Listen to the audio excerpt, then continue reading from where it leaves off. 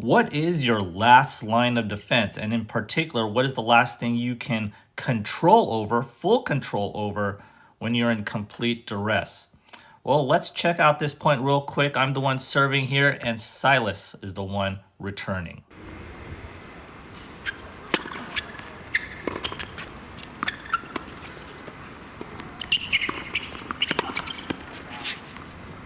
So let's talk about what we have control over in regards to hitting a tennis ball. So we have control over the power or the pace, but on defense, when you're completely in duress there, it's very hard to control over the power. You can't hit a 100 mile per hour forehand, right? On defense, you can control over the top spin or the slice or the underspin of the ball, the spin of the ball generally. But again, on defense, it's going to be very tough. You can't really top spin the ball on defense. You can maybe slice the ball, but again, that's a little bit limited. You can control over the height of the ball, maybe sending a lob. But on defense, that's also very limited, right? You need that swing path to really send it up very high, and you can't top spin lob the ball, right? So again, when you're on complete defense, what is the last line of defense that you can do when you're in complete duress here? And let's check out this point when I drop shot. It was completely a botched drop shot. Very bad drop shot. And now Silas has all options on the table. And when he hits this forehand, this is my last line of defense, right? I have virtually no time to really hit a good forehand.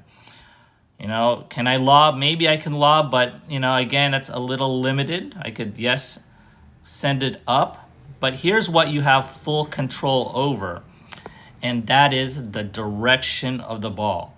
Your last line of defense is pretty much angling the racket face cross court or down the line.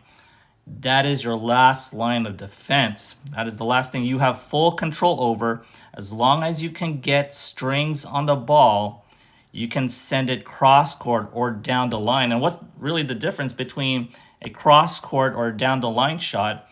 And it's just maybe an inch, right? I got this maybe an inch earlier, and I angled the racket face to go cross court here.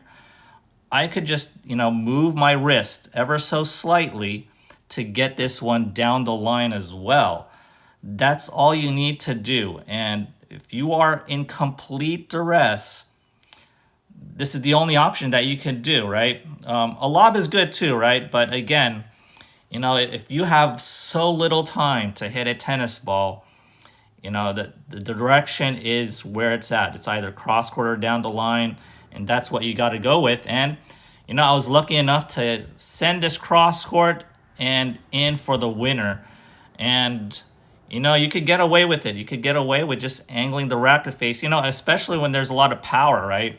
A lot of power coming into that approach shot. You could just angle the racket face, use the pace from that ball, and send it wherever you go. So just remember that your last line of defense is just angling the racket face and sending it cross court or down the line. If you enjoyed this video, kindly do me a favor and hit that like and subscribe button.